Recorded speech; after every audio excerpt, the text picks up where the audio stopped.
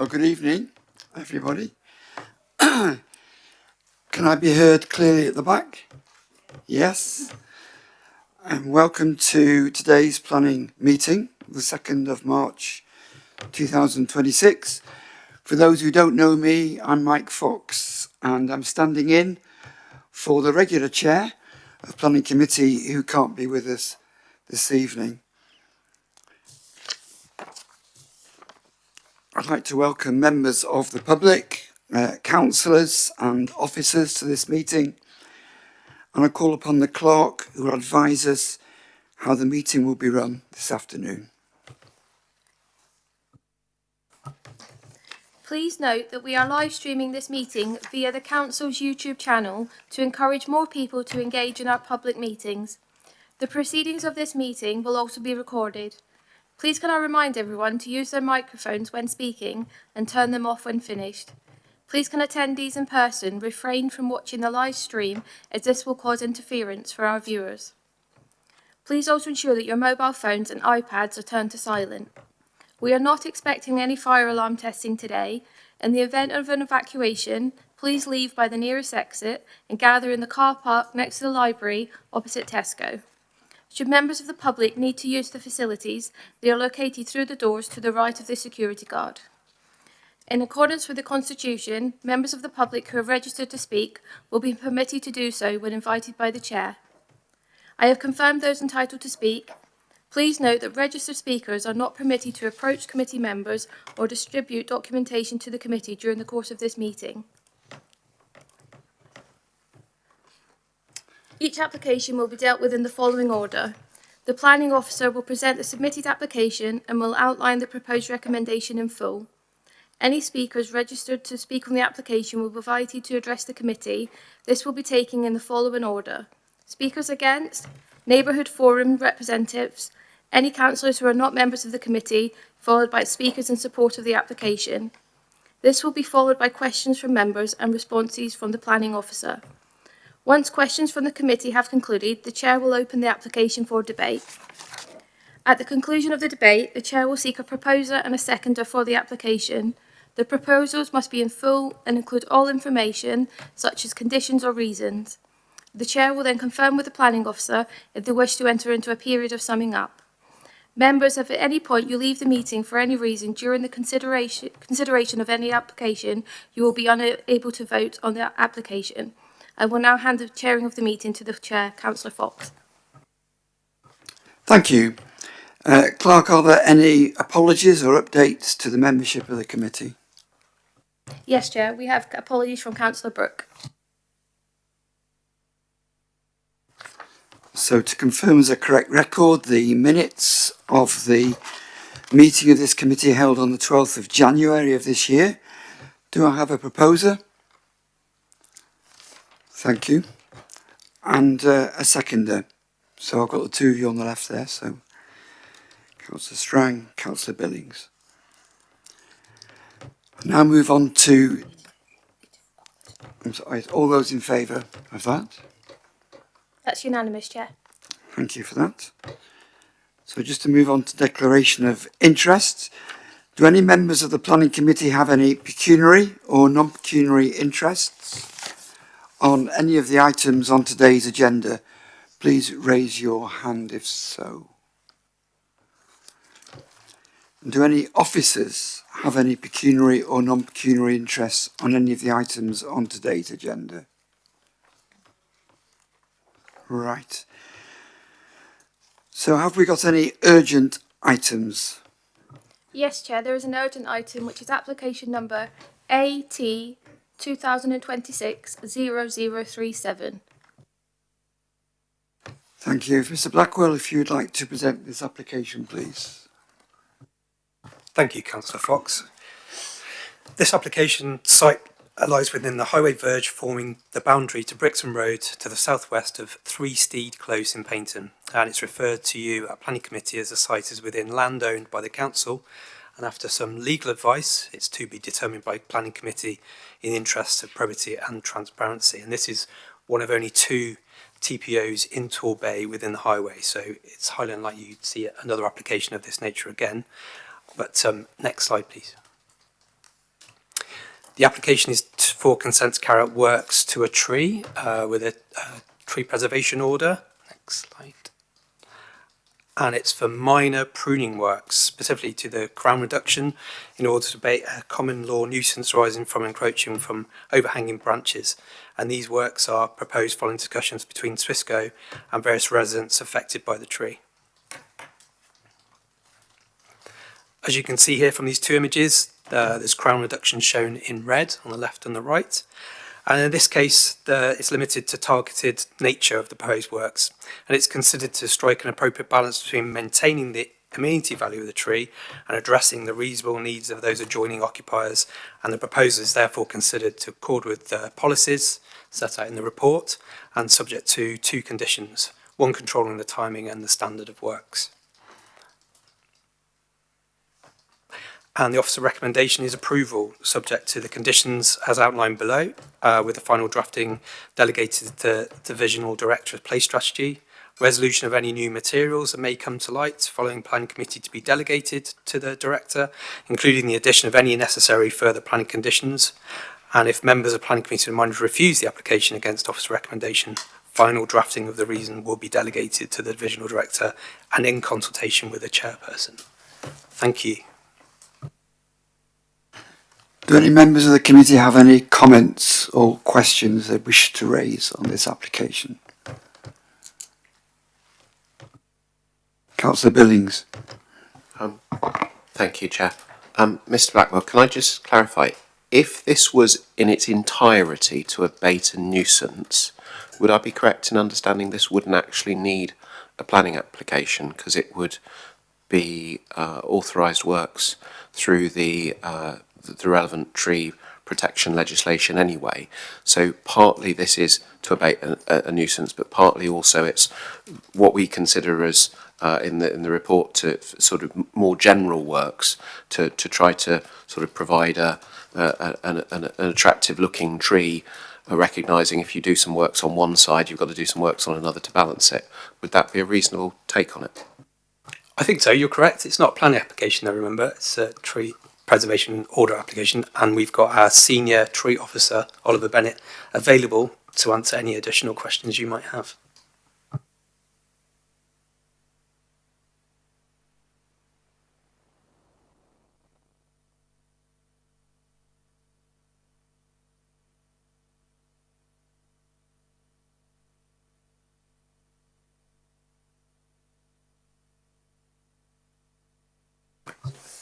Lovely, thank you. It doesn't fall within the scope of the exceptions because it's not actually causing physical harm to a property. So in terms of common law, it is a nuisance purely because it's encroaching on the private resident's property. Only in that scope does it fall within the definition of nuisance. Thanks, officers, that's helpful. Any more comments on this from anybody? If not, move to a vote. And who would like to propose this? Happy to move approval, Chair.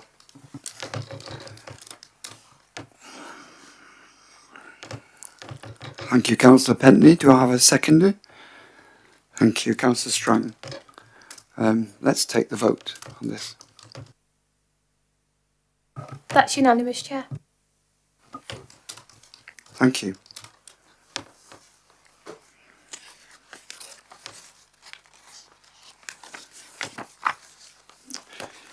Moving on to item 5, to consider application for Singleton Gardens, Meadfoot Sea Road, Torquay. Application number P/2025/0612. The clerk has confirmed those who have registered to speak upon entry to the meeting. I will therefore ask Verity Clark to introduce the application. Thank you, Verity.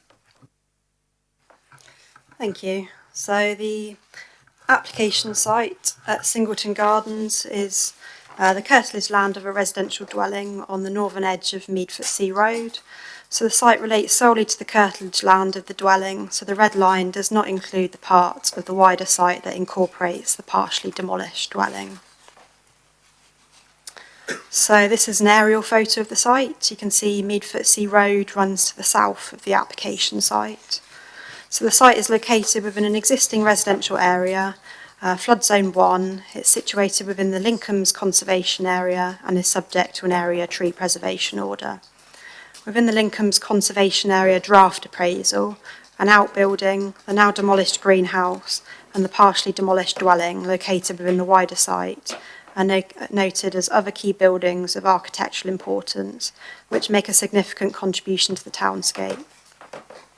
So the site is adjacent to Singleton, which is Grade 2 listed, and Palm Grove, which is also Grade 2 listed, and is located on the opposite side of Meadfoot Sea Road. And to the northwest, the nearby Meadfoot Lodge and the walls and gate piers to the west of Meadfoot Lodge are Grade 2 listed. So as an update to members, since the writing of the committee report and the update report, a further 4 objections have been received.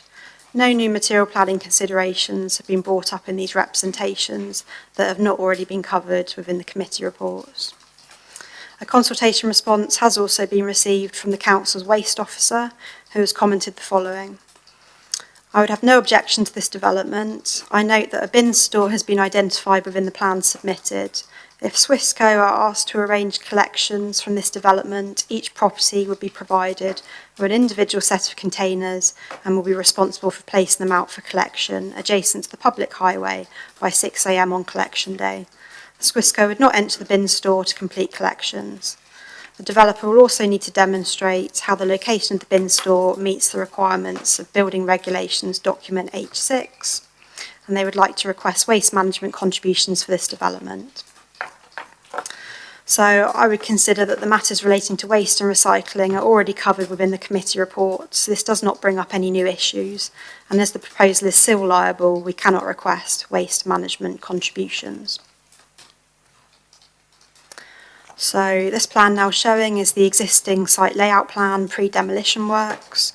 You can see that the partially demolished dwelling is located in the southwest corner of the wider site. And there is an existing vehicular access at the southeast corner off of Meadfoot Sea Road.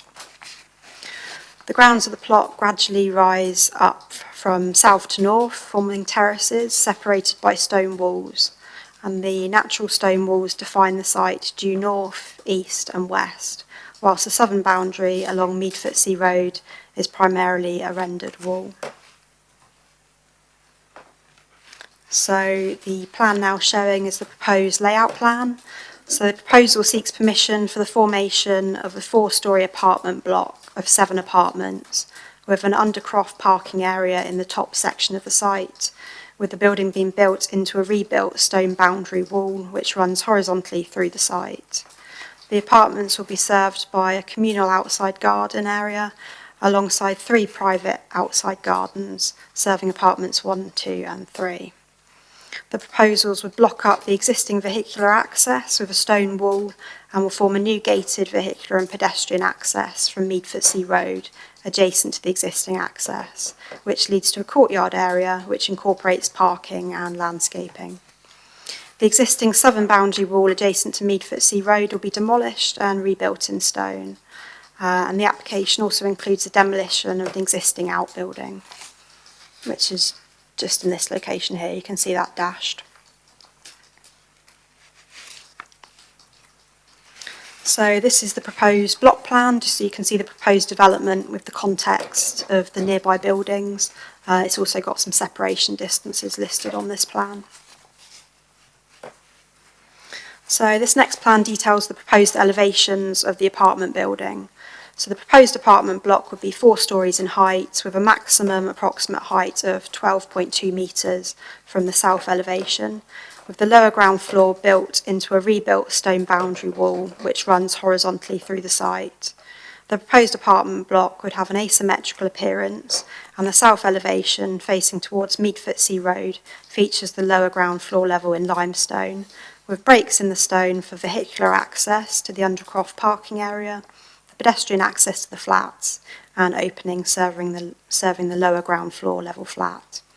So this elevation features 2 predominant 2-storey rendered blocks with openings serving the flats. There's a central vertical block finished in zinc standing seam vertical cladding and that's proposed alongside 2 recessed blocks which are also finished in zinc standing seam vertical cladding at the top 2nd floor level. So the rear north elevation features a similar arrangement, but due to the topography, the lower ground floor level is built into the land. The eastern side elevation features a lower ground floor level of limestone, which adjoins the rebuilt stone boundary wall.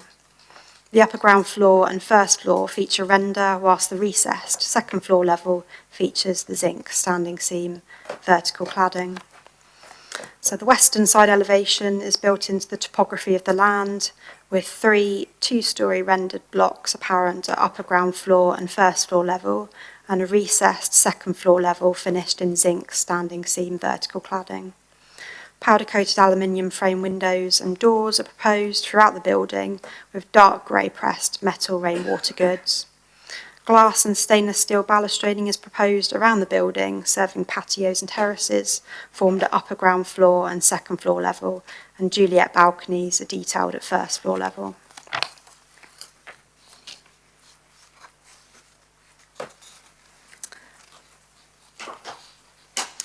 So this plan basically details the internal floor layout of the apartment block. So the lower ground floor level features an undercroft parking area with 7 parking spaces, which are all served by EV charging points. This includes a 4-bedroom apartment. So moving up to the upper ground floor level and first floor level, these floors both feature 2 3-bedroom flats. And lastly, the 2nd floor level features a 2-bedroom flat and a 3-bedroom flat. Apartments 6 and 7 on the 2nd floor level feature private terraces. So the following slides are the existing and proposed site sections and elevations. So this plan is of the existing street scene from Meadfoot Sea Road. This does include the now partially demolished dwelling at Singleton Gardens. And we've got Meadville to the left, which is a block of flats. And then we've got White Lodge and Osborne House, which are dwellings to the right. The existing vehicular access is located next to Osborne House's driveway. So this is the proposed street scene from Meadfoot Sea Road. So a new vehicular access with vehicular and pedestrian gates will be formed. The existing rendered wall with concrete capping facing Meadfoot Sea Road would be replaced with a stone wall. So the overall ridge height of the apartment building is lower than that of the adjacent Meadville on the left and Osborne House, which you can see in the background on the right.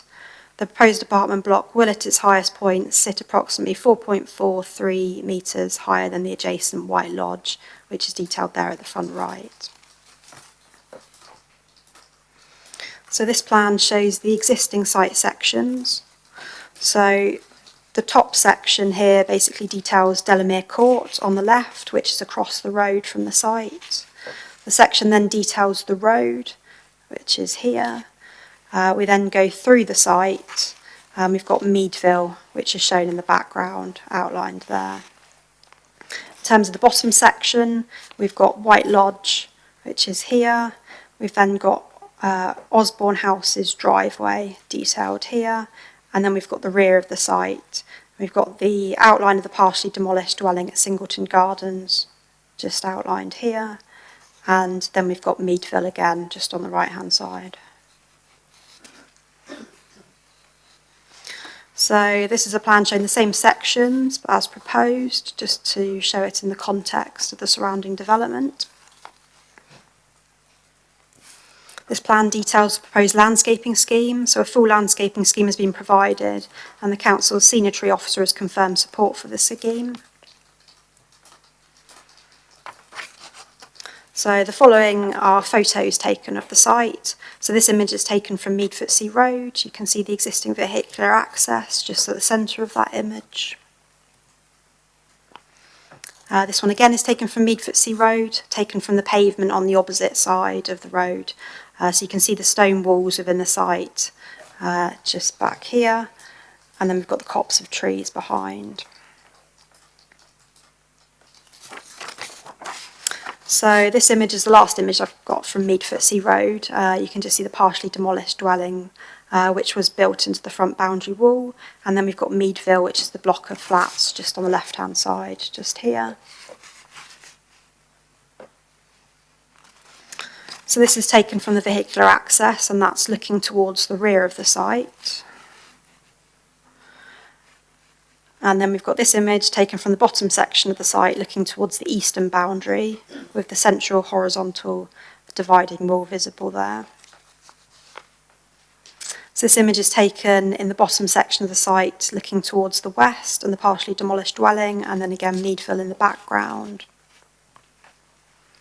Got this image taken at the bottom section of the garden looking towards the southern boundary and the existing vehicular access. And we've got Delamere Court visible in the distance. And then lastly, this image is taken from the top section of the site facing towards the western and northern boundary with the horizontal boundary wall visible on the left. So members will be aware from the committee report of the history of the site and the application P/2022/1186 was refused by the Planning Committee in August 23, which was then dismissed at appeal. So this application was for 7 apartments, 2 attached dwellings, and extensions and refurbishments to the existing dwelling with associated works. So given the current application follows on from this refused application and attempts to address the reasons for refusal, it's just useful to briefly show that block plan of this refused scheme just for comparison. So the plan that we've got up at the moment is the refused block plan, and that shows the layout. You can see we've got the rear apartment block still here. We've got 2 semi-detached dwellings in the east and lower section of the site, which they've got listed there as coach houses. And then we had works to the existing property with a large courtyard parking area and a central access. So the proposed apartment block, which was part of this refused application, is very similar to that detailed within the current application. The key differences between these applications are the removal of the semi-detached dwellings in the southeast corner of the plot, the removal of works to the existing dwelling, as this is covered by separate enforcement action and an approved planning application, the alteration of the location of the new access to be sited further away from the London Plain street tree, and alterations to the courtyard to include additional landscaping. So this slide lists the key material considerations which are considered in detail in the committee report. So the committee report details policies relating to housing development and confirms that the council can currently only demonstrate 1.65 years housing land supply, which is a serious shortfall of the required 5-year housing land supply. As the council cannot demonstrate a 5-year housing land supply, the tilted balance in favour of sustainable development is applicable as required by the NPPF. So the site is not allocated housing, and policy TH1 of the Torquay Neighbourhood Plan and policy TS4 of the Neighbourhood Plan directs development towards brownfield sites. It only supports development of greenfield sites where allocated or the loss is required to meet the strategic economic policies within the local plan. In terms of the design, visual appearance and character of the area, the existing rendered wall with concrete capping facing Meadfoot Sea Road would be replaced with a stone wall, which is considered to result in an improved visual appearance. The proposed apartment block utilises an asymmetrical design with variations in height, massing and material composition. The articulation within the building design is considered to help to reduce the bulk and massing. The apartment block will follow a natural stepping down in height visible from public vantage points, and the height is therefore considered to fit comfortably within the street scene. The proposal would retain the feature of prominent walls within the site by utilising a limestone wall running east to west in the design of the apartment block, which will replace the existing internal dividing wall. Overall, as found within the appeal decision of P/2022/1186, the scale, massing and design of the proposed building would be appropriate and would comprise a high-quality building that reflects elements of substantial Victorian villas that exist within the conservation area. The removal of the 2 proposed semi-detached dwellings from the previous scheme with the introduction of the additional landscaping in the courtyard has reduced the erosion of the undeveloped and green open qualities of the site, which the appeal decision raised concerns with, and helps to significantly break up the built form and hard surfacing within the site. So moving on to heritage, the site is situated within the Lincoln's conservation area and a number of Grade 2 listed buildings are located within the vicinity. Historic England were previously approached with a request to add the site to the Register of Parks and Gardens of Special Historic Interest in England. They considered 2 requests to list and both were rejected. The report compiled by Historic England in the consideration of the listing decision note that the features of the walled garden are modest for this type of structure and gardens of this period, and it does not survive as a notable example of a particularly important phase of garden development. The council has also assessed that the site should be considered curtilage listed. This is considered in detail within the committee report, but the outcome is that on the basis of the evidence we consider that the structures in Singleton Gardens are not curtilage listed. The replacement of the horizontal stone dividing wall with a rebuilt stone wall, which the development will be built into and attached to, is considered to retain the characteristics of the walled garden and separation within the site, therefore not resulting in a detriment to the historic significance of this feature. The northern, eastern and western boundary walls will be retained, and the southern boundary wall facing Meadfoot Sea Road will be replaced with a stone wall, which is considered to result in an improved visual appearance of the street scene within the context of the conservation area. The Victorian Society noted as part of the previous application that the development would seriously alter the character of the walled garden, harming its historic legibility in connection to the nearby historic villas and the contribution it makes to the conservation area. They recommended that the proposal is reconsidered and options are explored which would preserve more of the site's character and legibility as a historic walled garden. The Victorian Society is not a statutory consultee and has not provided a comment for this application. However, the current proposal has removed the 2 semi-detached dwellings at the front of the site and has increased the level of landscaping in the front courtyard, which is considered to preserve more of the site's character and legibility, open aspect and tranquillity. The proposal as a whole will result in the development of garden space within the conservation area, which will have a negative impact and result in harm to designated heritage assets. The existing open space within the site is considered to positively contribute to the significance of the conservation area.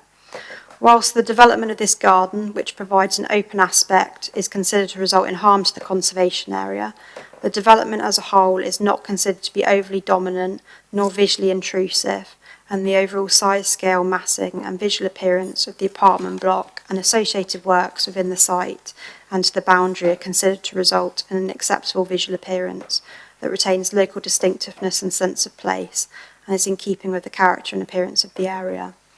The harm to the conservation area is therefore considered to be limited to the loss of the open aspect of the undeveloped garden and open qualities of the site as considered within the appeal decision. With regard to the proposal's impact on the setting of the nearby listed buildings of Singleton, Palm Grove and Meadfoot Lodge and the wall and gate piers to the west of Meadfoot Lodge, due to the loss of the undeveloped and green open qualities of the site, the proposal would intrude into part of the historic settings of these listed buildings and in doing so harm their significance, resulting in a low level of less than substantial harm to their settings. The proposal is considered to have a negative impact to the settings of the nearby non-designated heritage assets due to the loss of the undeveloped and green open qualities of the site. However, the sensitive siting, scale, massing and visual appearance of the development as a whole helps to mitigate this impact. So the proposed development has incorporated mitigation measures to reduce the effects on both the townscape character and visual amenity and to help integrate the development into the surroundings. These include the removal of the 2 semi-detached dwellings, revised access away from the London Plain street tree, additional landscaping and the continued use of sympathetic materials and architectural treatment. Overall, it's considered that the proposal would amount to less than substantial harm to the conservation area and listed buildings, and this harm is considered to be at a low level of the scale, as it has been reduced by the sensitive siting scale and design of the scheme as a whole. In addition, the existing rendered wall with concrete capping facing Meadfoot Sea Road would be replaced with a stone wall, which will result in an improved visual appearance of the street scene and consequent enhancement to the conservation area. The Council's Principal Historic Environment Officer concluded that on the basis of the submitted information and the planning history of the site, the overall design approach is considered to be appropriate, and the layout, massing, siting and appearance of the development has been sensitively designed to try to mitigate harm to the surrounding designated heritage assets. However, due to the inevitable loss of the green open qualities of the site, the proposals do result in less than substantial harm to the conservation area and the setting of the nearby listed buildings, and that would need to be weighed against the public benefits of the proposal. So in terms of amenity issues, the committee report confirms that the proposal is considered to result in an acceptable living environment for future occupiers. The proposal is also considered to have an acceptable impact on all surrounding properties and occupiers. In terms of highways issues, the proposal includes 7 parking spaces within the Undercroft parking and 3 parking spaces within the courtyard, and this is considered to be an acceptable provision. 1 EV charging point is proposed for each unit, which exceeds the requirements of the local plan, and cycle storage has been detailed, and the highways officer has made a number of comments about the provision, so a condition is therefore recommended to secure the final details of the proposed bike storage. The proposal will introduce a new access onto Meadfoot Sea Road, and the highway engineer has confirmed this access is acceptable in terms of visibility. New inward opening gates are proposed at this access. So these gates will be closer than 6 metres to the highway, which is contrary to the standing advice. However, there are existing gates serving the site that are less than 6 metres from the highway, and a similar arrangement was proposed as part of the previous application, and no objection was raised to this by the Highway Authority nor the Planning Inspectorate. The siting of the inward opening gates closer than 6 metres to the highway is not considered to compromise safety in this location, due to the likely frequency of the use from the flats and the partially demolished dwelling, the presence of acceptable visibility displays, the speed restriction on the road and the fairly straight geometry of the road in this location, which allows for forward visibility of any potentially waiting vehicle. So as such, this arrangement is considered to be acceptable. Waste storage is detailed within a communal bin storage area within the courtyard, and its provision and a waste management plan condition are recommended to secure adequate arrangements. In terms of issues relating to trees, the appeal decision for the previous application raised concerns with potential impacts on the London Plain street tree. So the current application has recited the proposed access and any hard standing away from the root protection area of this tree, and has included landscaping below this area to address the concerns raised. The Council's senior tree officer has confirmed that the proposal will have an acceptable impact on trees, subject to the recommended conditions. Moving on to ecology issues, the DCC ecologist has considered the information submitted by the applicant's consultant ecologist. They have confirmed there is no objection, subject to the recommended conditions. So the site is BNG liable, and this will need to be secured via the statutory pre-commencement BNG condition. In terms of drainage and flood risk, the site is located within a critical drainage area, and surface water will be dealt with via infiltration. The Council's drainage engineer has confirmed that with the addition of a drainage condition, the proposal is acceptable. So the proposal does not include a scheme for designing out crime measures, and therefore a planning condition is recommended to secure a scheme prior to occupation. And in terms of low carbon, the applicant has submitted a completed Torbay sustainability checklist, which includes a number of sustainability measures. These are considered to be reasonable and are recommended to be secured by condition. So the committee report considers all the issues mentioned in depth alongside sustainability and weighs up the public benefits of the scheme against harm. Paragraph 215 of the MPPF indicates that proposals that result in less than substantial harm to the significance of designated heritage assets should be weighed against the public benefits of the proposal, including, where appropriate, securing its optimum viable use. The level of harm identified is considered to be less than the threshold that would constitute a strong reason for refusal under paragraph 11DI of the framework and the accompanying footnote 7. So the appeal decision of P/2022/1186 dismissed the appeal, but noted in terms of heritage balance that I find that when the harm of the significance of the above noted heritage asset is weighed with the public benefits, this issue is more evenly balanced than was evidently found by the LPA when it determined the application. However, the concern that I have identified in respect of the likely impact upon a high-quality tree within the Lincoln's conservation area tips the heritage balance against an approval. The current proposal has recited the proposed access and any hard standing away from the root protection area of the London Plane street tree, and the council's senior tree officer is satisfied with the arboricultural information submitted and the recommended conditions. With the recommended conditions, this tree and the other trees will be adequately protected.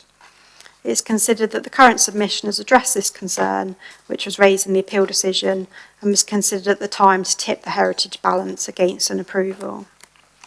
On balance, when weighing up the proposals against the relevant policies noted on this slide, in addition to the MPPF, the public benefits of the scheme as a whole, when weighed against the level of harm caused, are considered to justify the proposal, and the proposal is considered to represent sustainable development when considering the local plan, neighbourhood plan and the MPPF taken as a whole, as the adverse effects of granting planning permission would not significantly and demonstrably outweigh the benefits.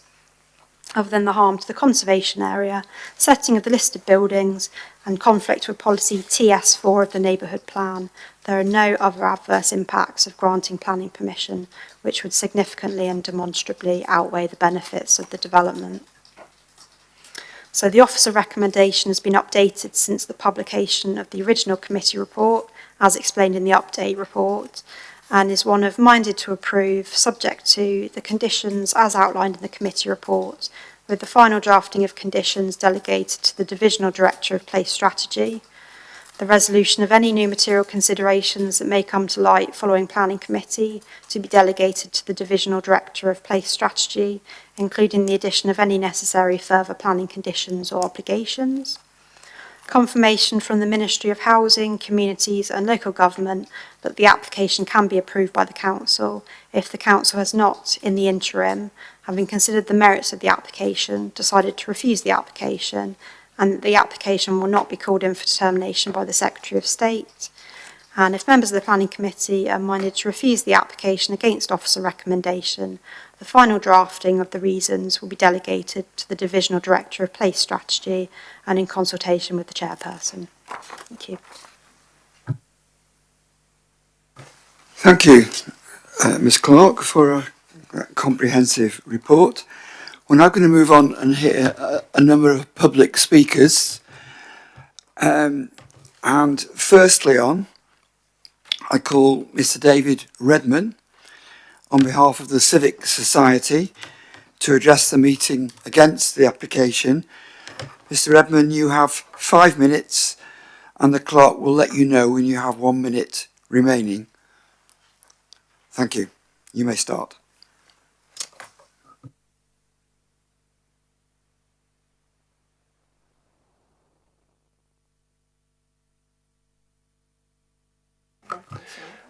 It's a great shame that the council could not have waited for the inspectorate because now we have central government involved in this application as well. With regard to the cost to the public purse, it's clear with this meeting tonight it is the only application, and I think there's been so much discussed and very little change. The applicant will discuss his new entrance. What is very clear, however, is the legality of all of this meeting, and there is one phrase called the ultra vires, which I would like to throw out there because I think the public body is acting outside its powers.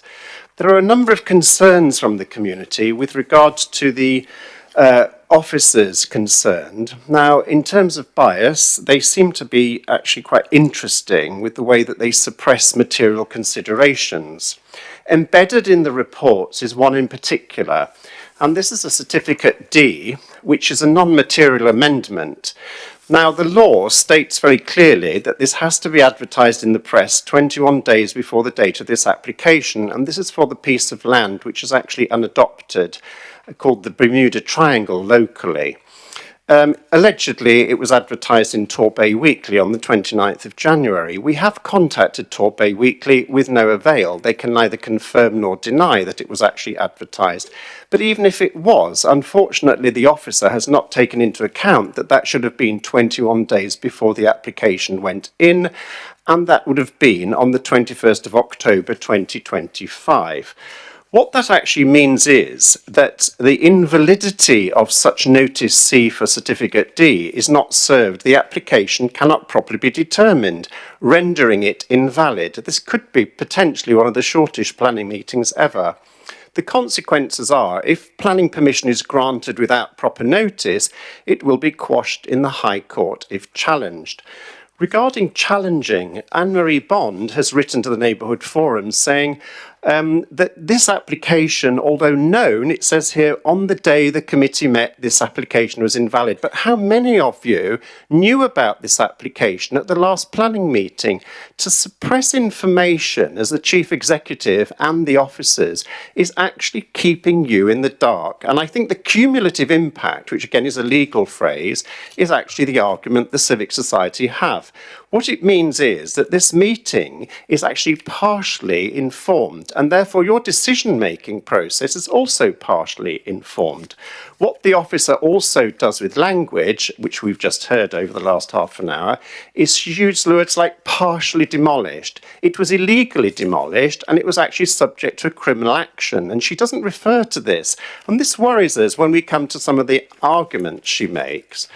When you look at things like material considerations, it isn't correct to actually not refer back to the original reasons of refusal. There's an entire page by David Edmondson on material considerations, and this committee needs to look at them extremely carefully, because this block of flats fails to reflect local distinctiveness, fails to relate, the detriment of the designated asset. It is actually failing to conserve or enhance. This is a Torbay Council document. This is not my document. And similarly, the actual inspectorate says the proposal would have an adverse effect upon the character and appearance of the local conservation area and harm its significance. But these words and phrases that the officers use, especially the historic officer, it says here, harm their significance, historic interest. 1 minute remaining. The point is, Robert Palmer is a historic officer and he should be supporting the rejection of this case. The CPRE they also object, and also on the portal is not the full list of objections. Devon Garden Trust objected, and it is not shown. This officer behaviour has to stop. You are not informed as councillors of the correct processes, and I've already indicated these processes are legally unsound, and that's the end of my 5 minutes. Thank you. Thank you, Mr. Edmund. I now call Ms. Lorna Hostler, who you're on screen there. Can you hear us? Yeah, waving. Thank you. Yes, I can hear you fine. Can you hear me all right? That's good. Thanks. So again, you have 5 minutes, and the clerk will let you know when you've got 1 minute remaining. Over to you. Thank you so much. So good evening, and thank you for the opportunity to speak today. Just to be clear, I'm speaking as a lay member of the public on behalf of my family, who own the property immediately neighbouring the application site, Osborne House. We've done our very best to understand this highly technical application, and I offer my comments to assist the committee in its assessment of the planning application and, of course, appropriate scrutiny of the planning officer's report. And I want to be really clear at the outset, we are not opposed to development of this site in principle, but we object to the application in its current form because important information appears to be missing or unclear, and it makes the full impact difficult to assess. So to my first point, scale of development and excavation. This is a substantial development in both scale and construction complexity in the context of a residential street. The plans indicate excavation to create lower ground parking involving digging 3 to 4 metres into the site. However, the application provides no clear construction methodology, limited detail on excavation and no cut and fill analysis. While the officer's report describes the lower ground floor as built into the topography, we've not identified any detailed assessment of structural implications or temporary support measures needed during excavation. And this is particularly relevant to us because our garage and access sit immediately adjacent to the proposed work. So without a clear methodology, it's difficult to understand those risks. And in our view, the application lacks sufficient detail for those impacts to be properly evaluated. Second point is construction access and right-of-way. So as the officer described, our property relies on a single access way over which we hold a right-of-way. It is our only means of access and egress, and it appears that the application proposes to use the same domestic access way for the full construction project. Our strong preference would be for the access to first be altered to the proposed new entrance, otherwise we would have significant concerns. Given the scale of excavation and construction, significant vehicle movements and heavy machinery are likely over an extended period. The application, however, does not include a detailed method or access statement explaining how construction vehicles will operate within this constrained domestic access, how our unfettered right-of-way will be maintained, how damage to the shared surface, boundary wall or adjacent trees will be prevented or repaired. And without this information, it's difficult to understand how construction could proceed while preserving our rightful access in practice. Given the likely intensity of use, we believe a unilateral undertaking would be appropriate to ensure any construction damage is properly made good. Has this been considered, or could it be? This could cover both access during the construction period and the making good of the damage set out previously. Our concern is practical. The application does not currently demonstrate that neighbouring access arrangements can function safely alongside construction activity of this scale. To my third point, drainage strategy and ground levels. The drainage strategy is difficult to reconcile with the significant ground level changes implied by the excavation. In some areas, this appears to exceed 5 metres. Substantial digging inevitably alters water movement and ground conditions, yet it is unclear how the drainage proposals fully account for these changes. That lack of clarity makes potential impacts on our adjoining land and structures difficult to assess. My final point, height, massing and siting. From our perspective as immediate neighbours, the relationship between the proposed building and our home remains unclear. The proposed section South Street view shows upper level balconies facing directly toward our bathroom window and sitting room, yet the building heights are not clearly set out or shown compared to our property. That makes it impossible for us to assess the true scale relationship or degree of overlooking and loss of privacy. Verified height relationships would assist proper assessments. More broadly, we also question whether the impact on the wider street scene has been fully considered. The officer's report concludes that moving the building further back, thank you, to avoid the RPA helps address concerns about scale and massing. However, the site rises steeply towards the rear. Moving the building back, therefore, does not necessarily diminish it, rather it appears to elevate it onto high ground, with the accompanying impact that implies. So the siting may make the building appear more prominent and dominant than the two-dimensional elevations shared suggest. So we've not been able to identify, either in the application or in the report, where this relationship between siting, topography, slope and visual impact within the conservation area has really truly been assessed. And I think further clarification would assist the committee's scrutiny. So in closing, several impacts, excavation, construction access, massing impacts, privacy and overlooking remain difficult to fully assess from the information currently before the committee. So we would respectfully ask the committee to consider whether you feel fully confident that the solutions to those legitimate concerns of ours are fully understood and evidenced. Thank you. Thank you very much, Ms Hosler. I now call Dr Horder on behalf of the Torquay Neighbourhood Forum. You have 10 minutes and the clerk will let you know when you have 1 minute remaining.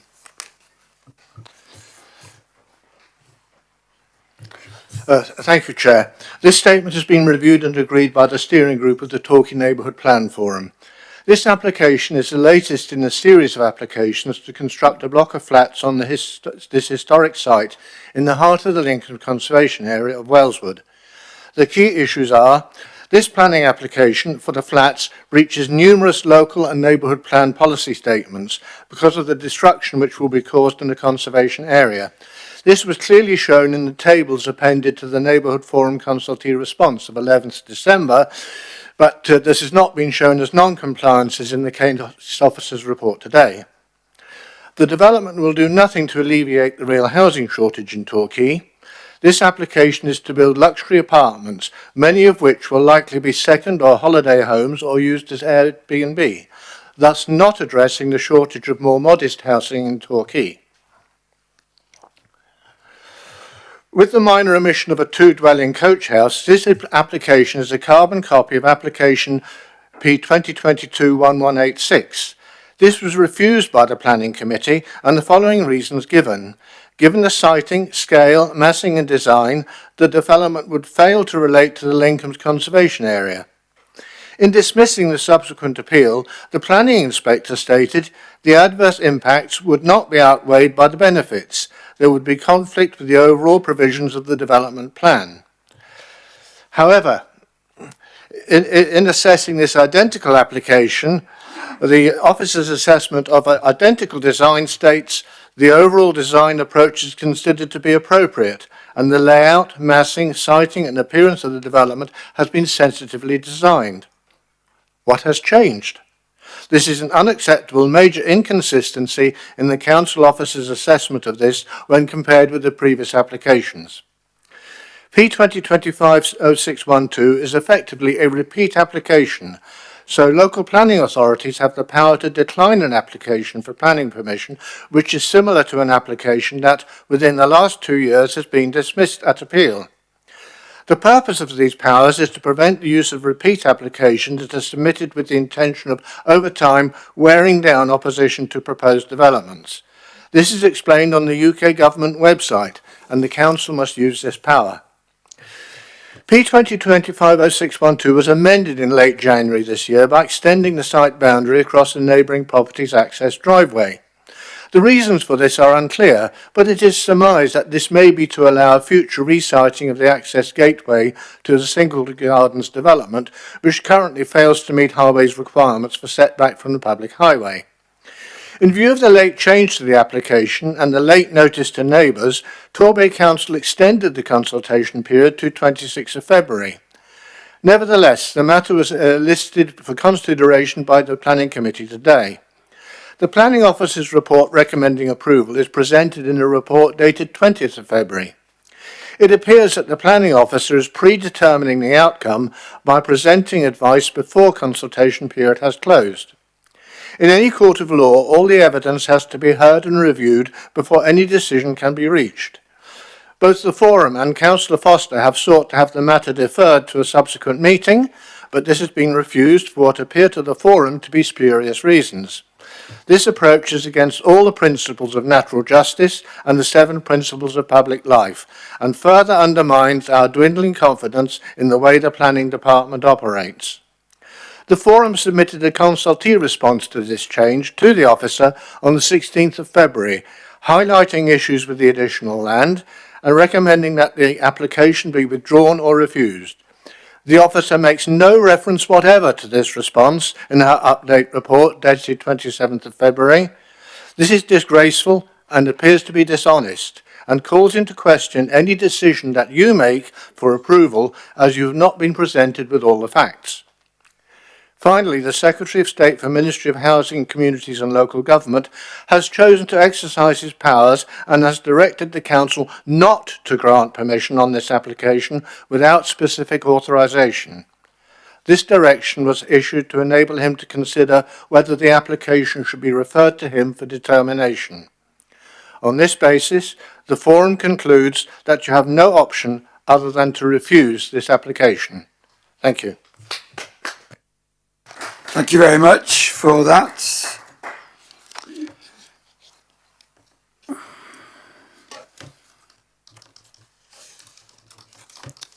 Just bear with me a minute. I call on Councillor Hazel Foster to address the meeting. You have 10 minutes and the clerk will let you know when you have 1 minute remaining. Thank you. Thank you, Mr. Chairman. Can I firstly thank the committee and yourselves for allowing this planning application to come before you this evening for its decision. With the amount of objections, I think it was the right thing to do that it is being heard this evening. So I'm speaking to object to this planning application, which I believe it should be refused. I have already put my objections forward in the original report and my later objections on the additional report at item 4. At the previous planning application in November 2025, when we were looking at the cottage, I then made it clear my recommendation was that the original cottage that was destroyed should be built Also, if the planning as it was given for the similar cottage, that is what should be built. That is a family home much needed here in Torbay. Yet we are here this evening for yet another application, similar, as already highlighted, to the application that was refused in 2023 and again refused by the inspectorate last year. And as I just indicated, other speakers have picked that up.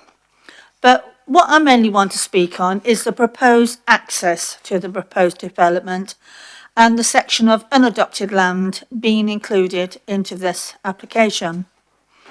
As I see it, this unadopted land has been used for many years as the main access to Osborne House. I am actually in doubt that the same can be said for Singleton Gardens. Reason being, although there may have been a pedestrian gate at the gardens at this site, I have gone back through the planning permissions back to 1977 and I cannot find any record of permission for a vehicle access being given. If it was, it would have been a splayed entrance abutting the highway.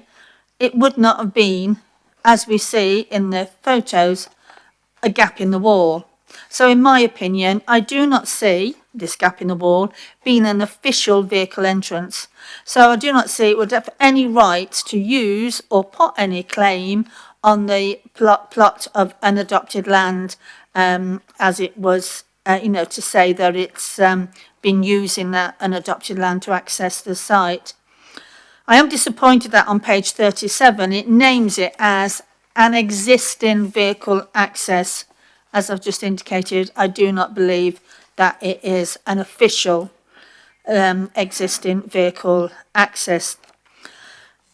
On the plans where the new access will be, it does not show how far it's been set back. It's already been indicated with the planning officer, that she has said it's not set as far back as would be best place to put, so it's not set back to what would most places be. So this gives me concerns, because if a vehicle is coming out of a site like that, its nose of the vehicle, a car, say for example, is out onto the pavement. It could even be out on the road before the driver can see any pedestrians or any vehicles coming down.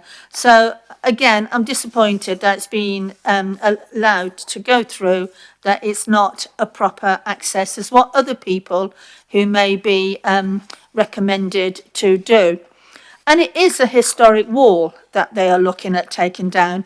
It is in a conservation area, and I cannot see how consideration be given to its part removal.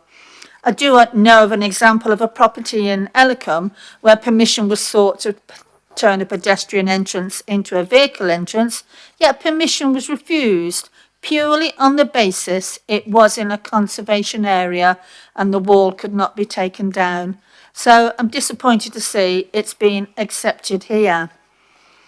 So this is my comments to the members of the committee, that officers write reports, officers look at all the planning guidance and regulations, and they make recommendations to the committee, a committee of councillors. Councillors who represent their residents and know the local area. Committees are set up for councillors to use that knowledge to make the right decision. If it was automatic that the officer's recommendation would be taken, then what is the role of the councillors? There are many objections we've heard this evening from residents and interested people. Also, I note that there's many comments on the application in support. And why not?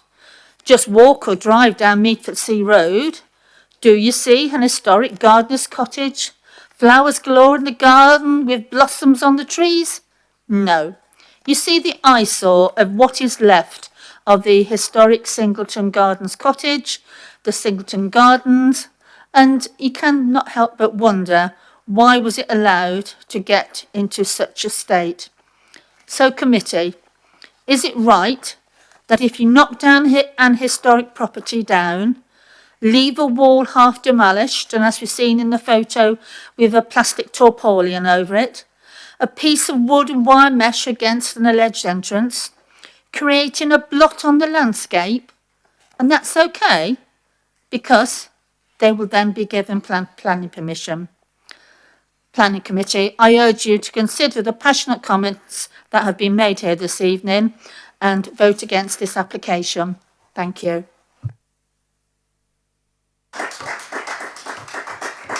Thank you, Councillor Foster. I now call upon Mr. Daniel Metcalfe to address the meeting in support of the application. You have 5 minutes and the clerk will let you know when you have 1 minute remaining. Thank you. Good evening, councillors. Microphone. Good evening, councillors. Thanks for hearing me tonight. I think the first thing to say is the applicant recognises that this matter is highly contentious. I respect the strength of feeling that's been expressed by those who are objecting locally here. But you will also consider the number of people who have also expressed support for this application in your deliberations. I'd like to briefly just go into a couple of the comments that have been made. Miss Barnes has raised the very real challenge of why this section of land, the Bermuda Triangle, I think it's been referred to, has been included. The reason that we've done that is to allow the rebuilding of the wall in that location to close off the existing entrance. There's absolutely no intention of reusing that entrance again. We want to close it off. We want to create a new stone wall on that frontage, and including that piece of land gives us the legal means to do that. We don't have permission to develop that section of land. We're not applying for permission to develop that section of land. Also, in respect to the comments that she made regarding structures and the digging that has to be done, and also the groundwater and such like, there's already been ground testing done, and your planning officers will be able to advise you on that, and that demonstrates that the structural side of things and the drainage side of things are all perfectly possible.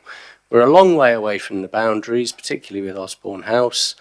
This is not an engineering challenge, and it is something that is abundantly covered by UK building regulations if you're minded to approve tonight.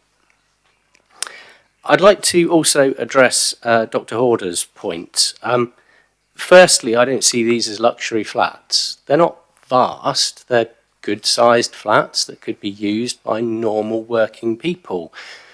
There's a difference of flats from 2 bedrooms to 3-4 bedroom flats. That gives opportunities for a diverse community in this location. They're not luxury flats, and I don't know where he's got the understanding that they're going to be used as holiday homes, because I don't think the applicant has considered that. I also want to address the fact that he's suggested that there isn't much change really between the previous application that was considered and the new one. It's actually 2 dwellings that have been removed since the previous application, 200 square metres of development that's been taken off what you previously assessed and refused. So we've tried to work with the comments that have been put forward. We've tried to work with your local planning officers as well. I urge you to consider the local opinions, but I also urge you to trust your professional planning officers here tonight. Your Historic Environment Officer and planning officers have all indicated that the scheme is policy compliant. In determining a similar appeal on this land in 2022, Ms Clark has already quoted that the inspector said, "The scale, massing and the design of the proposed buildings would be appropriate and would compromise high quality buildings." That appeal was refused largely on the grounds of perceived effects on the avenue tree, and we've addressed that through some of the measures that I've just mentioned recently, removing the 2 coach houses, adding significant amounts of landscaping in, reducing development intensity. Heritage is a big concern, and I get that, absolutely. It's right that you scrutinise any application in a conservation area. But our towns need to change and evolve as they have done in the past. Had the Victorians eschewed change in Torbay, we wouldn't have the prized Italianate architecture that we now revere today. We'd be living in mud huts, perhaps with fishermen's nets in one corner and fish guts in the other corner. But leaving that aside, Torbay desperately needs quality homes for its inhabitants. 1 minute remaining. I think you need to consider this because your new local plan is targeting 400 homes per year. Where are those going to be delivered if not on sustainable infill sites? Are they going to be delivered on the green buffers around our towns? I hope not. I don't envy you this decision, but it is a decision that you are going to increasingly have to make if you satisfy the needs of current and future populations. So I'd urge you to go with your officer's assessment of this scheme. Thank you. Thank you, Mr. Metcalfe. And I now call on Mr. Daniel Sharp to address the meeting in support of the application. Again, Mr. Sharp, you have 5 minutes, and the clerk will let you know when you have 1 minute remaining.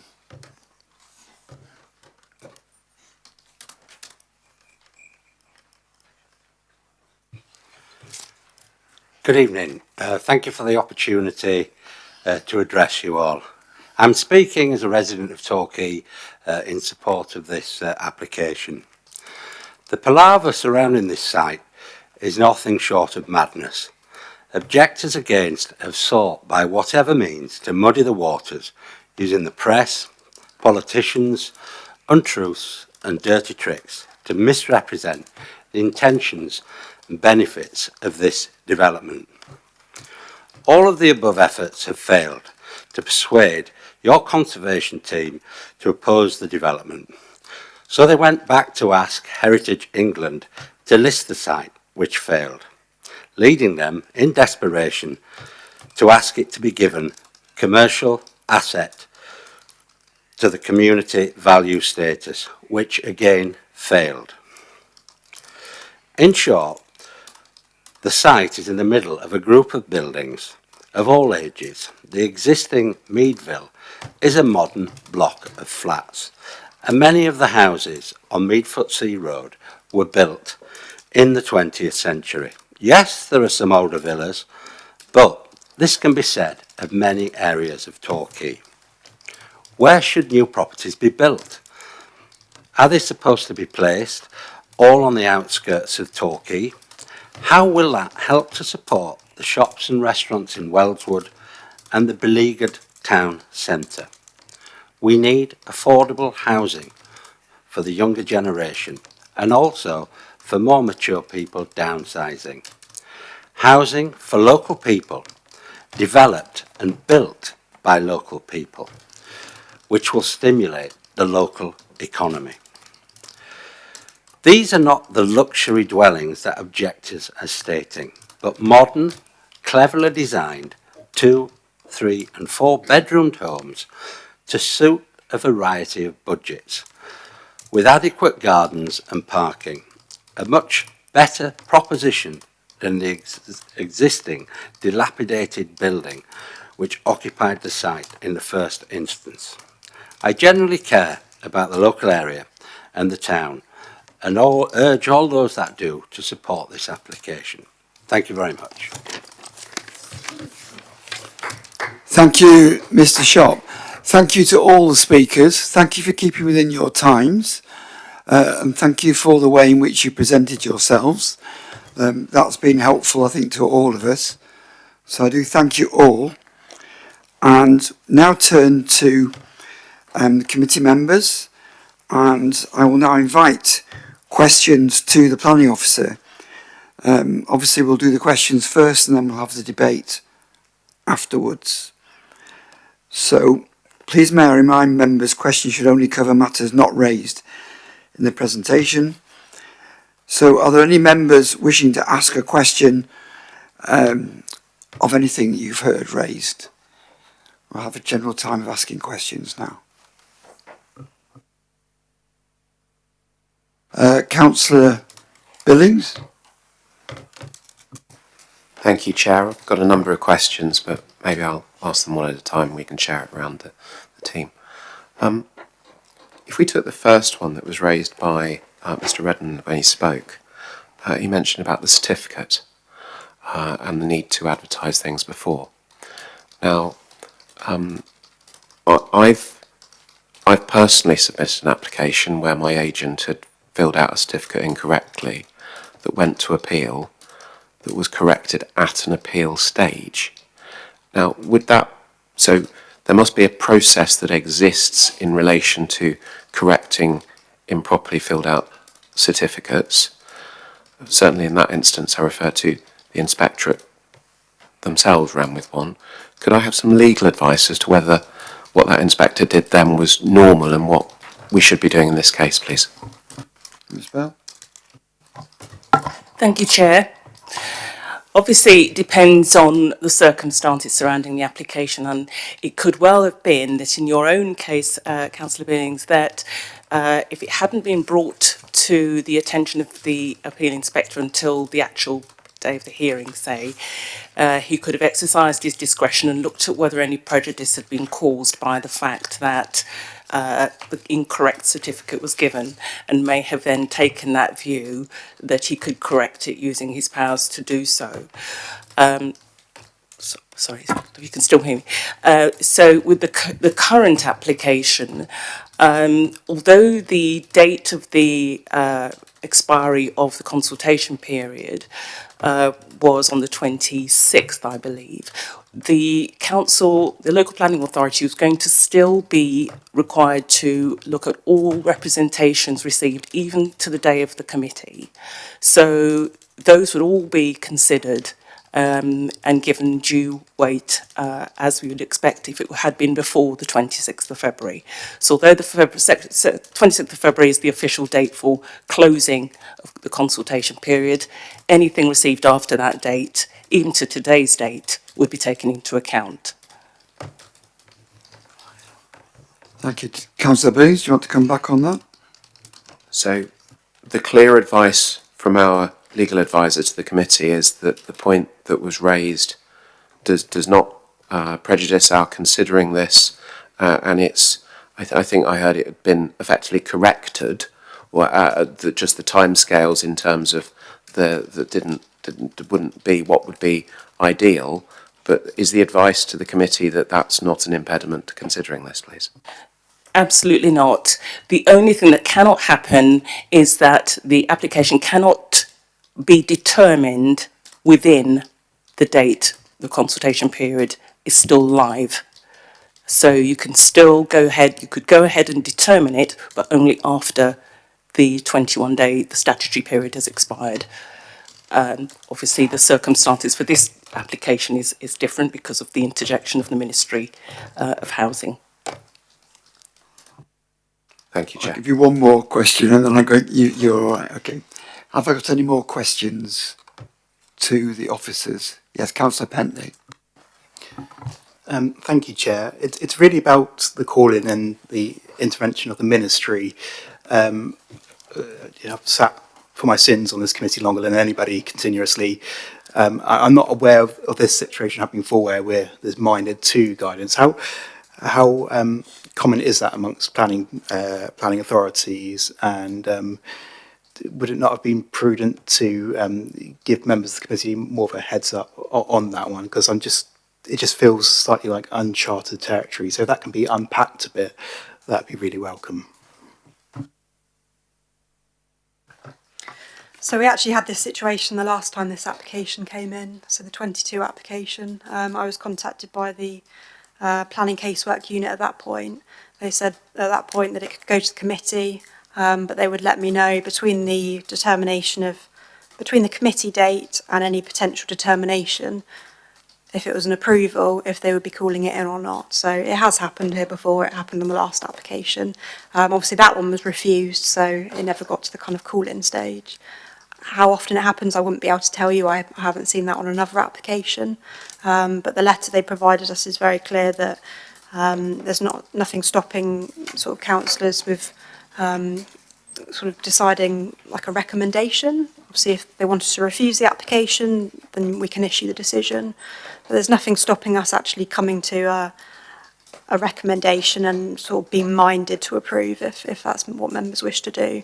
We just won't be able to actually issue a decision until we hear back that they are not going to call the application in. I think in the last sort of set of circumstances, the planning casework unit wanted to see what the outcome of the committee was, so it might very well be the same sort of instance. They want to see what the outcome of the committee is, how the committee runs, and then they'll make the decision. But that's just from my basis of how it was dealt with before. I'm just going to ask Miss Bell if she'll add further clarification. Yes, Chair, if I may. I wasn't here in 22-23, but certainly in the middle of last year there was another application for a completely different site where the 21 days hadn't expired, and members then were directed or recommended to give a minded to allow the period of consultation to end, so they couldn't actually approve, if that helps. Any more questions? Councillor Verdi. Thank you, Chair. I'm just trying to get my head around this, same as what Councillor Pentney brought up. Just further clarification on that. It says Order 2015 to direct the Council not to grant permission on this application without specific authorisation. What would that specific authorisation be referring to, please? So that would be another letter of correspondence from the planning casework unit confirming that we can determine the application. Or they would be, they could then say, oh, we will be calling the application in for determination by the Secretary of State. So it will just be further correspondence from them. Thank you. Any more questions before we move into debate? Yes, Councillor Pentney. Again, sorry, this goes back to the intervention of the ministry. So if we were to give a minded to notice this evening, for want of a better word, so that would impact on the decision making of the Secretary of State, and equally, I'll pause there. Is that correct in terms of would we be effectively prejudicing the outcome of that decision? Chair, no, the Secretary of State would be dealing with it independently. So this is just the council or the planning committee saying that they'd be minded to isn't actually a decision. It's just that they're minded to. The fact is that the minded to recommendation does actually comply with what's required under the development management procedure order. So the letter from the ministry states that it's citing and using its powers under section or Article 31, and Article 31.3 says that a local planning authority must deal with applications for planning permission for development in which a direction given under paragraph 1, that's of the Article 31, or Article 2, which is paragraph 2, which is another type of application. It must deal with it in such a manner as to give effect to the direction, and a minded to recommendation does just that. So it's either a minded to approve or a refusal is all that the ministry is directing the council. Whichever way it decides after considering the merits, that's what all the committee is able to do. So it can't actually approve it, but it could give a minded to or refuse. Councillor Mandy Darling. Thank you, Mr. Chairman. So going on from that then, and let's try to explain it then, I missed it. If the committee is minded to, and then the Secretary of State is okay, would we have to then come back to approve it because we've been only minded to approve?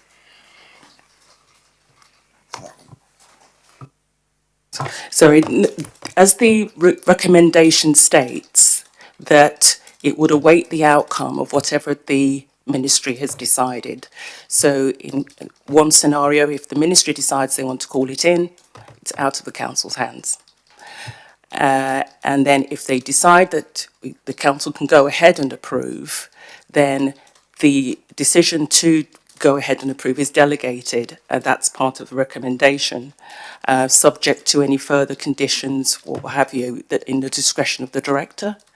So that's clearly set out in the recommendation. Oh, I'll just carry. So would it not been better to wait until the Secretary of State makes their decision, or is it normal practice for just to keep going? At this stage, the Ministry hasn't given any sort of timescales for when they were going to come back. But as I say, it's perfectly legal and legitimate to proceed.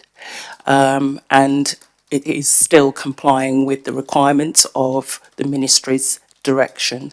So there is absolutely nothing to fear of whether we're sort of stepping outside of the council's powers or acting ultra vires, as I think has been said by one of the speakers earlier.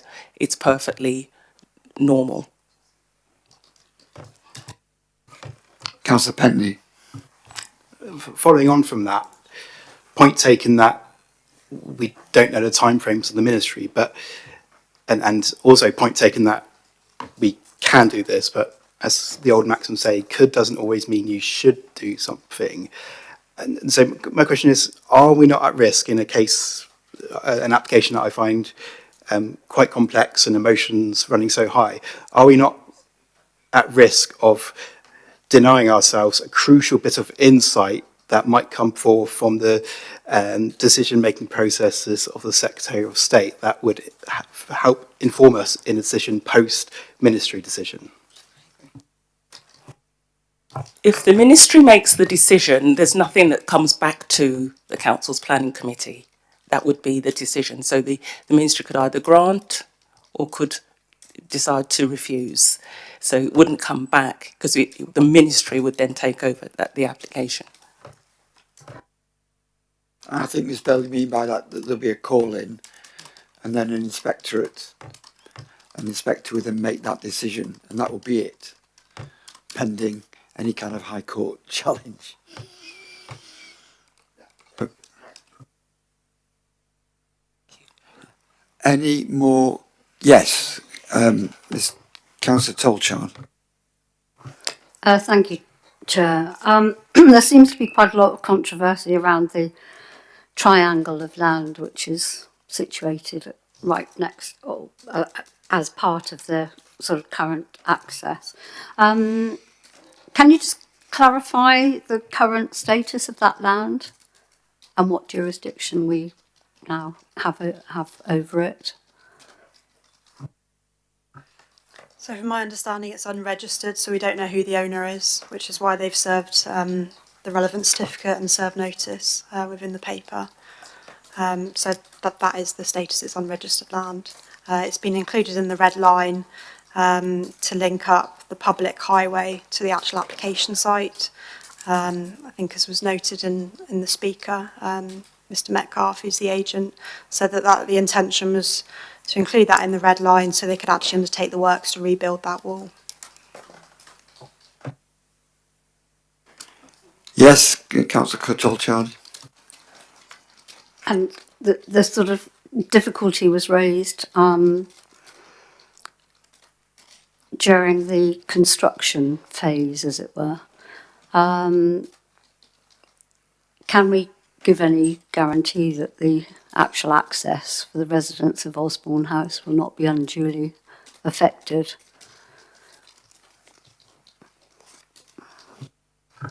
So condition 1, which is on page,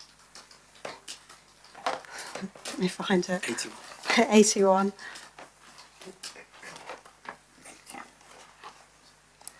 Relates to a construction method statement. So that's asking for basically details that include the parking of vehicles, of site operatives and visitors, loading and unloading of plant and material, storage of plant and materials used in the construction of the development. So all of those sort of details are what you would normally expect to ensure that, for example, an existing access is maintained for a neighbouring property. In my opinion, that's adequately dealt with by that recommended condition.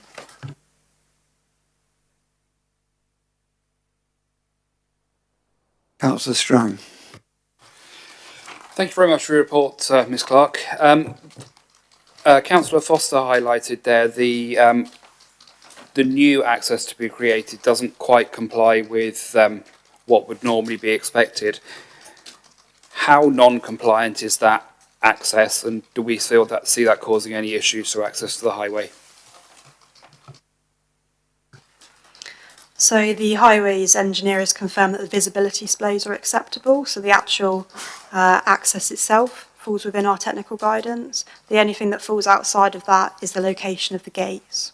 So that's the fact that it's less than 6 metres from the highway.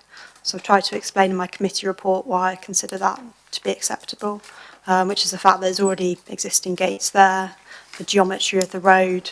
In my view, that wouldn't be a reason for refusal. It's also worth noting that the last application we had on the site, we didn't consider that to be a reason for refusal, and neither did the planning inspectorate. That included inward opening gates that were less than 6 metres.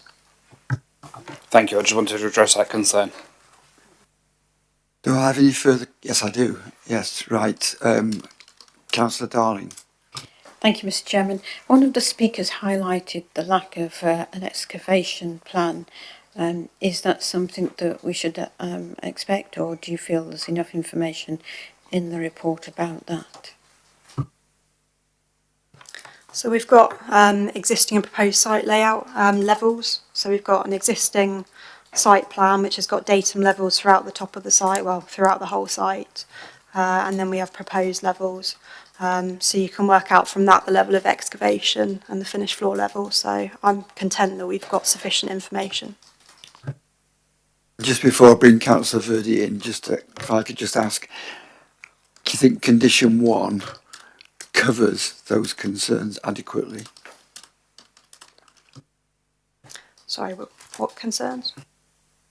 About excavation, the impact of excavation, the levels, the amount of disturbance to next door property. Do you feel condition 1 covers those points adequately? So condition 1 has no relevance to that. So I would think that you would be covered under building regulations purposes for that aspect. Verdi. Just a quick one. The timescales, the times for construction work, are they limited hours?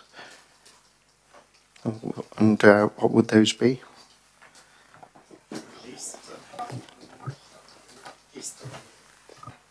So the timescales of construction are detailed in condition 1, the construction method statement. So that says construction working hours from 8 AM till 6 PM Monday to Friday, 8 AM till 1 PM on Saturdays, and at no time on Sundays or bank holidays. So that's the standard hours that we would include on construction method statement conditions. Okay, thank you. Also, David Redman said there were objections missing for this development. Is that true? So all the objections we've received for this application are on the file. Yeah. Any objections that are received for alternative applications have been put on the correct files. So I think what he was referring to, we did receive an objection, but that was for the previous scheme, and it related to, it talked about sort of if something was going to appeal, but it didn't have relevance to this application. It wasn't linked to this. That's why it's not on this case file. Okay, thank you. Another point Lorna Barnes raised was height massing overlooking privacy, visual impact. Is this development going to affect those areas on their property? So I think that's probably covered in quite a lot of detail in the committee report, but in my opinion, it's got an acceptable impact. And the other point she raised was drainage depth effect. Is that in the report as well? Is that going to affect the area? So we've had consultation responses from our drainage engineer, who's confirmed that they're happy with the condition that's recommended and that adequately covers surface water drainage and flooding. Thank you. Councillor Pentney. Thank you, Chair. In your opinion, are these dwellings luxury? I'd have to get a definition out of luxury for that, but I would say probably 2, 3 and 4 bedroom flats. I wouldn't be saying was luxury myself.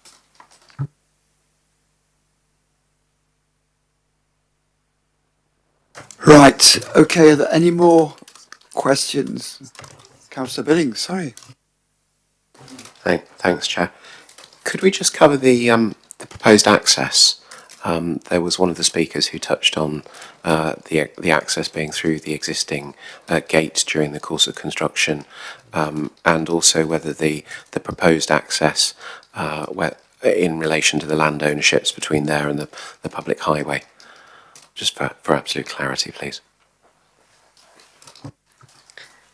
In terms of the access, we've recommended the condition for the construction management plan. There's no details in the submission that confirms if that they are going to use that at the moment for the majority of the construction work. I would probably expect to see that detail more in details for the condition. But in theory, they could use that for the majority of or all of the works and then form the new access last.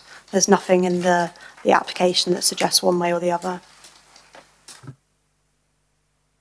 And in relation to whether the new access would be directly onto the public highway or over land that is entirely owned freehold, there's no question about that land, is there? So that's going to link directly up to the public highway. Yeah. Councillor Verdi. If this application was approved, what benefit would we get as a sale application in monetary terms?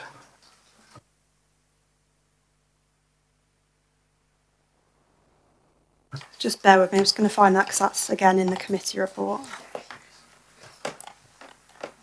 So the estimated seal liability is £79,364.24. The figure is index linked and the final figure would need to be calculated on the day of the decision. It's virtually the same as last time. It hasn't increased. Are the buildings exactly the same as they were on the original plan? And how did this get officer approval if it's identical to the dismissal one previously? So I think I've tried to explain again in the committee report and my verbal presentation that it's pretty much identical. There was one slight change in the opening of the vehicular access into the block of flats. That's the only external change, and that was because there was a technical mistake on that plan. So that's the only change as far as I'm aware in terms of the block of flats. Obviously the two semi-detached dwellings have been removed, the access has changed, so that's how it differs. So I've gone into quite a lot of detail in the committee report as to why I think these changes warrant an officer recommendation of approval. I haven't approved it, it's just my recommendation. Thank you. I was just covering those points because the public may not get the committee report. So it's just to cover that. Thank you.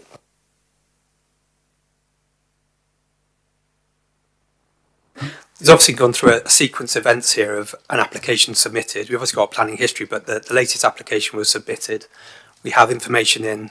The sort of question around professional integrity is something that's very that's been kind of unpicked a little bit in this meeting, which I feel very strongly about. We've done everything we needed to do. I'm satisfied, and from a legal perspective, we're satisfied with determining the application correctly. The committee report is an incredible amount of detail. So is the PowerPoint presentation you've had. So we've given you all the information you can. You've had your note, which you had on Friday, which picked up on all the range of objections and letters of support.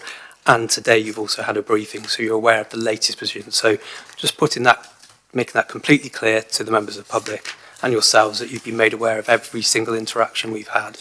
And that's also on the file. So in terms of transparency, I'm satisfied. I'm sorry, you've had your turn to speak. Just let the officers speak, please, at this stage. Thank you. Have you finished? I'll carry on, I think. Just to wrap up, so everything in terms of transparency, everything in terms of this file is on file, and I'm satisfied we're acting correctly. Thank you. If there's no more comments or questions, we'll go on to the debate. I'll open the debate now. And who wants to start? Councillor Pentney, you want to... Excuse me. Do not do that to me in the meeting. I'm not smiling at you. You'll be taken out of the meeting.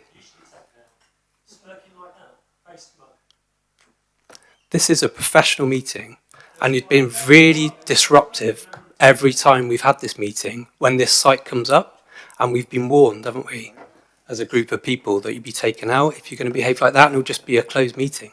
But I'll let the chair decide what it is. We're going to move on now to the members debating this. You all gave your information at the beginning, you gave your comments, and we listened to them, and I think we listened to them politely. We now need to move on to a properly structured debate by the members. So it'll be the members debating here on in. Thank you. And can I have a starter? I think, yes, Councillor Pentney, will you start for us, please? So, thank you, Chair. I'm not here I'm not challenging the integrity of the officers, which I know is very much in existence, absolutely. And thank you for a very detailed report and presentation, because clearly, having sat in the chair's role, I know these things aren't always easy. I'm speaking. I feel I should speak because I think I was the one that moved the refusal back in August 23 when this application first came to us, and here we are few years later. I can't see much. I can't see enough that's different about this. That first glance and then that detailed examination. And I feel as a committee, as I always upheld when I was, in fact, chair of this committee, that any good decision-making body needs to be consistent in its decision-making. And on that basis, I can't see enough that's changed. I mean, I would have hoped to have seen something that's radically different, that would have brought some more people on board, probably would have left others still dissatisfied, but something that was fundamentally different to what we saw before. But what we have here, I'm sad to say, is fundamentally the same as we had before. So unless something in the course of the ensuing debate can change my mind, I think right now I'm minded to refuse, but I'm very keen to hear what others have to say. Can I have some more contributions, please, to the debate? Councillor Billings. Thanks, Chair. I think we need to be very careful of this. We've got a very detailed 81-page officer report, and I'm very grateful for the officer team for having prepared that. That's a larger amount of time than goes into the average application by some considerable margin, which probably reflects the strength of feeling on all sides and the continuing planning history of this site.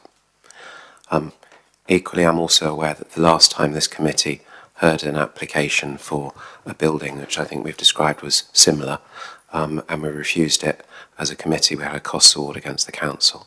So I think we need some very sound reasons, irrespective of whether we're refusing it or approving it.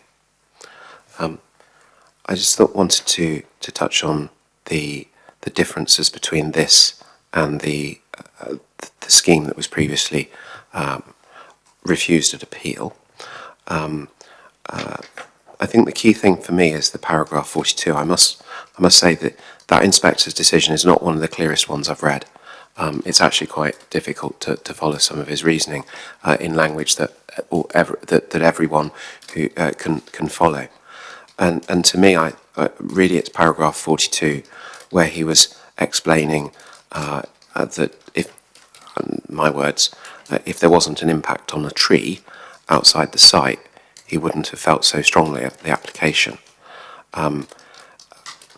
It's not said in such clear words, but I think that's what we've heard from officers. Now, in that context, to me that explains why we're seeing an application in terms of the apartment block that looks very similar to the one we saw before, because that element's been addressed, and there's the removal of the other areas of accommodation outside the lower lying level ones. Now, the reason I went back to look at the inspector's report is to understand why it was we were seeing an apartment block that looked relatively similar to that previous one, because I wouldn't normally have gone back to look at that. And so I wouldn't want us to be directed that just because the building looks visually similar, that's a reason to refuse it, because I think that would be a misreading of what the inspector says. And I appreciate others in the audience by the fact that we've got in comments as a committee have different views, but that's my view, and I would invite anyone on this committee who finds a different view to help me understand the inspector's report to where they find it saying something different. Thanks, Chair. I wonder if I could ask Councillor Pentney again, having heard what Councillor Billings has said, in terms of some differences that he's articulated. Are those ones that would impress you, Councillor, or not? So thank you, Chair, and thank you, Councillor Billings. And I had kind of what you said, I have considered, but I think you hit the nail on the head where the wording of the, unless I'm misreading it, of the inspector's report is such that I think you quoted him as saying feel less strongly, but that for me doesn't still leave some distance to be made up in terms of if you make this critical change, then this I would have definitely upheld the appeal. If it was as clear as that in my reading of it, then I might be in a different mindset right now. But again, because of the wording of it, I'm not entirely satisfied, and therefore, if the inspectorate's not going to give us more of a steer, and I know we have to be mindful of the risk of costs being awarded, and Councillor Billings, you made the point about a different application, but I also recall you in August 23 saying that if we move to refuse this application, you were fairly confident, suffice to say, that our decision would be overturned at appeal stage, which it was not. So I'm going on my interpretation and what I think and feel about this application then, and I think I'm, again, open to have my mind changed, but I think I'm still yet to be moved, and as such, I'm still in the camp of refusal. Councillor Billings, you have a challenge here. Do you want to rise to it? I think it's a discussion rather than a challenge, Chair. So, first of all, my recollection of that meeting was a little bit different to yours. There's an audio tape. We can work out who's correct at a later date. My concern was the reasoning we were using for refusal, and I highlighted that the reasoning that we used resulted us getting a costs award against us. So others can make their view as to who was proven right. In relation to this, the paragraph 42 is talking about a tree. But we heard from Mr. Metcalfe, the architect, saying not only have they changed the access to address the impact on the tree, but we also heard him describe how they'd removed 200 square metres, which is 2 units of accommodation outside. Now, the inspector in his report doesn't consider that possibility. So you're right that the tree only gets you part way. But I think balancing those two together, to say that that inspector was sort of taking the view that he would have refused it but for those things, I don't think that would be a correct in reading of it. And I think what we've got is for whether our committee feels, having made those concessions, whether this is an acceptable application. And if we're taking the view that this isn't, then I find that to be a very high bar against the portfolio of applications that we're judging on other sites, and recognising we've got to be consistent in the way that we apply the development plan. And to me, if we're saying that this further design response, which has seemed to pick up on the line of reasoning in paragraph 42, which was not to negatively impact on the protected tree, and also to have reduced the level of accommodation. I think we've taken away 2 units of accommodation, 200 square metres of built floor space, then I think that's a very high bar. Thank you, Chair. Thank you for that. Any further comments before we move to a proposal? Councillor Tolchard. Thank you, Chair.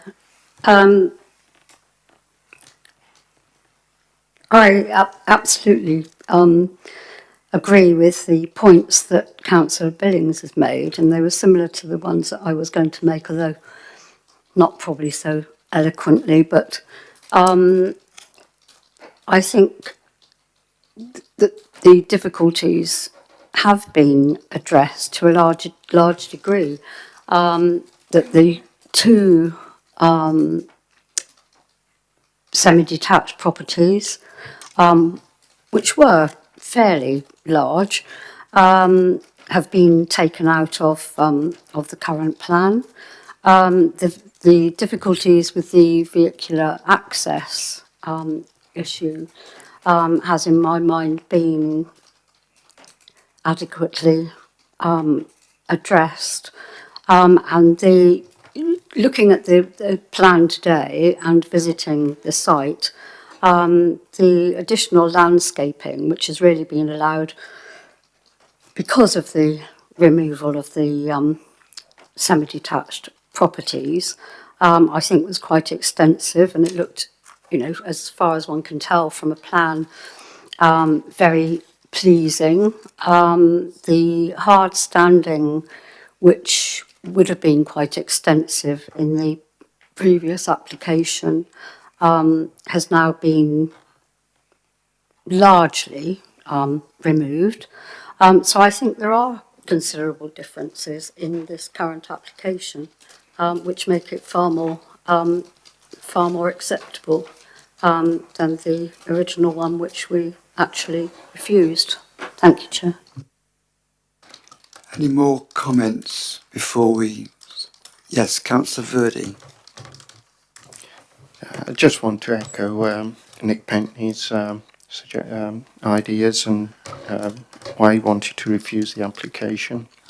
I also want to add that the officers do an incredibly hard work in getting these reports together, and the woman hours spent on preparing all of this is incredible, and I'd like to thank them for that.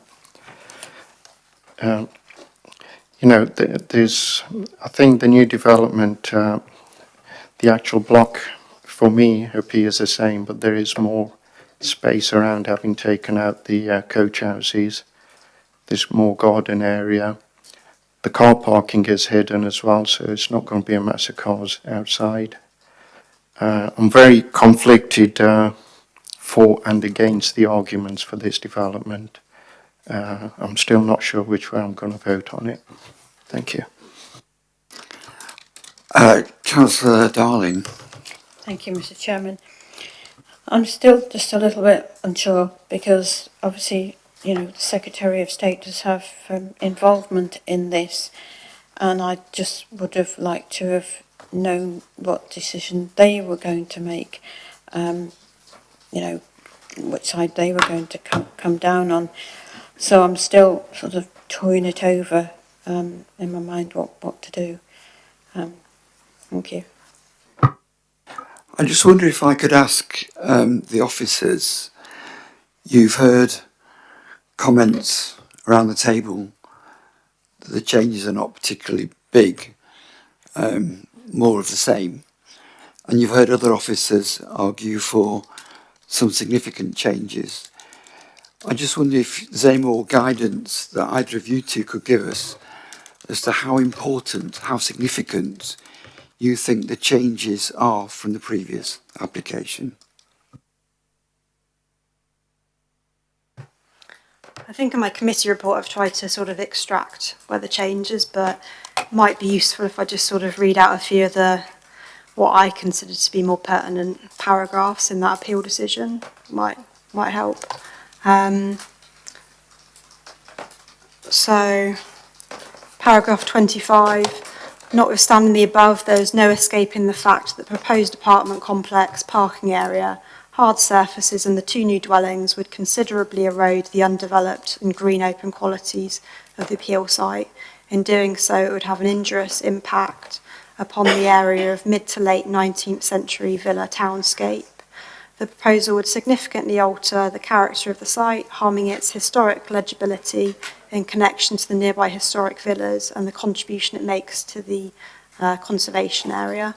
To a limited extent, the increase in activity in and around the site would also diminish the tranquil qualities of this part of Meadfoot Sea Road, and the loss of the ice house / bothy would be somewhat unfortunate.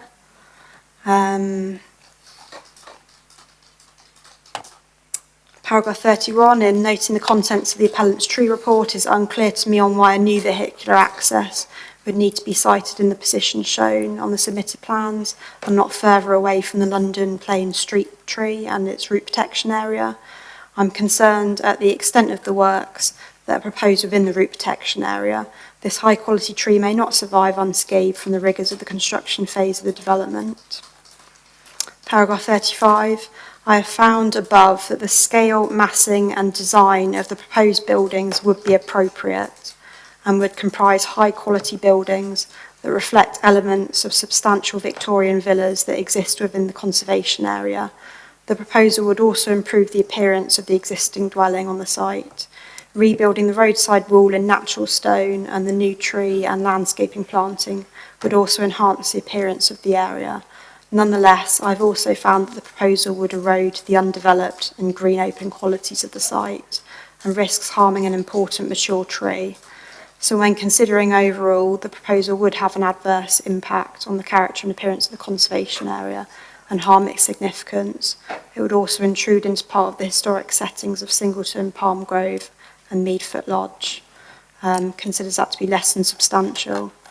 But then I think, as Councillor Billings has said, the heritage balance section in paragraph 42, the concerns that I've identified above in respect of the likely impact on the high quality tree within the conservation area tips the heritage balance against an approval. I therefore conclude on the first main issue that the harm to the significance of the heritage assets would not be outweighed by the public benefits of the proposal. So my reading of that is very similar to the way Councillor Billings has interpreted that, in that the real tipping against an approval was the potential harm and the worry with that impact on the tree, which has been overcome with the current application. So that's my assessment. I don't know if that's of any help.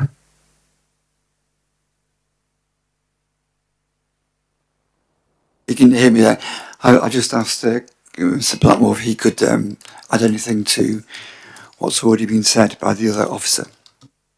Not at all, no. No. Ms Clark's covered everything in the report, presentation and her answers. I mean, the only other point I would make is that the removal of the 2 units in the current application means that all the housing is now behind the wall. So you've got quite a significant difference in the actual impact of the built form. And I would agree with all the other comments that have been made by the officers. I've got 2 people here wanting to ask questions. Right, I'll start with Councillor Strang. Just looking at this a little bit objectively, if we took out the fact that we've been presented the application previously and we were to look at this application on its own merits, would that be a different angle to look at this on rather than comparing this to a scheme that we've seen through previously at committee? And Councillor Billings. I think to Councillor Strang, my colleague, that's what we're required to do anyway. The benefit we have here is to see how another party, a planning inspector, has considered something to help it inform our judgment. And I think paragraph 35, where at the beginning of that paragraph, the inspector found that the scale, massing and design of the proposed buildings would be appropriate. To me, that's a reference to this block of 7, and then he goes on to say, nevertheless, I found the proposal would erode the undeveloped green open qualities of the site and risk harming a mature tree. Well, in relation to that bit, we've got the moving of the entrance to not affect the important tree, and the undeveloped green open qualities are improved relative to the previous application because we don't have the two units, which are 200 square metres of floor space, to provide a much more open frontal character. So to me, it's clearly our decision what we think, but if the tree was the tipping point for the previous inspector, the tree and the loss of the 2 units must certainly have been the tipping point. So I don't think we can read that previous refusal in the way that I've seen it presented, which was just because the building looks the same, this needs to be refused as well. That's what I've had the benefit of seeing that line of reasoning in these consultation responses, but I don't think that's what the evidence supports. Councillor Pentley.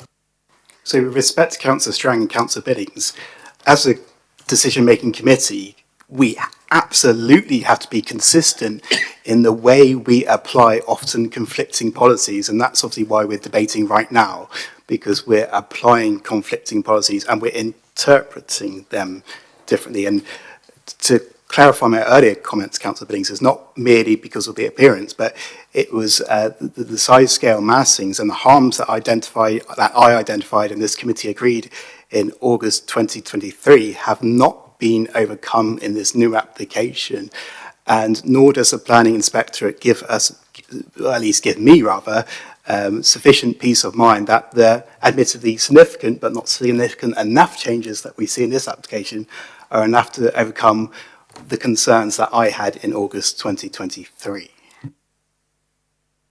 Right, thank you for all the debate. Is there any more debate, or do we want to move on to a proposal?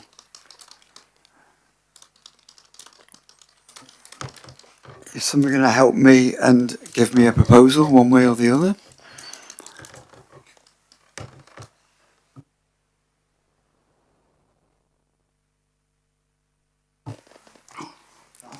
Councillor Pentley.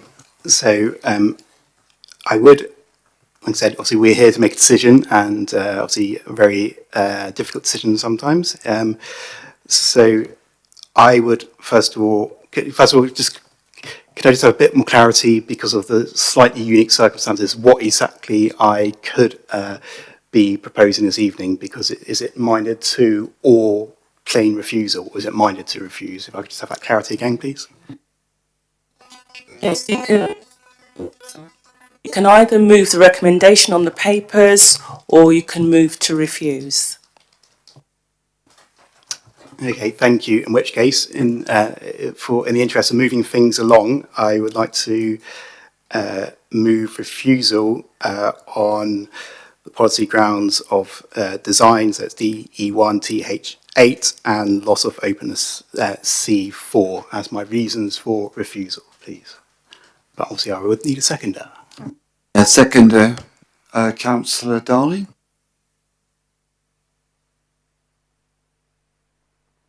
Right, we take a vote. So those in favour of refusal. 3.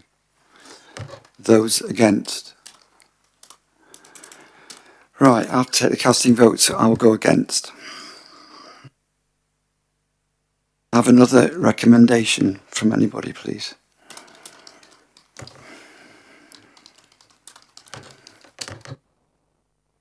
Councillor Billing. I'd like to propose approval in accordance with the officer's report. I believe we need, and this would be a minded to approval for absolute clarity, recognising we wouldn't actually be making a decision, we'd just be indicating what the committee would be minded to were it the decision taker. I do think we could expand on the first condition, but I think officer in relation to the construction method statement, however, I believe officers could take that and reflect on that just to try to address some of the further points that were raised by one of the speakers, and providing further insurance on how some of those points might be picked up by alternative methods of control. But subject to that, I would propose approval, minded to, or whatever the appropriate phrase is. Do we have a second, Councillor Cholchard? Sorry, I do know how to pronounce your name. Happy to second, Chair. Thank you. Those in favour?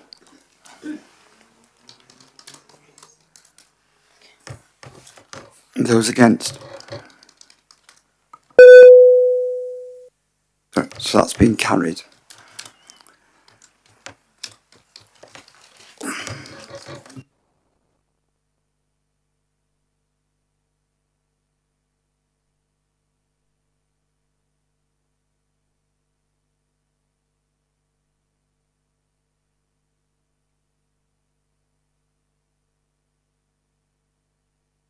So I declare this meeting closed. Thank you.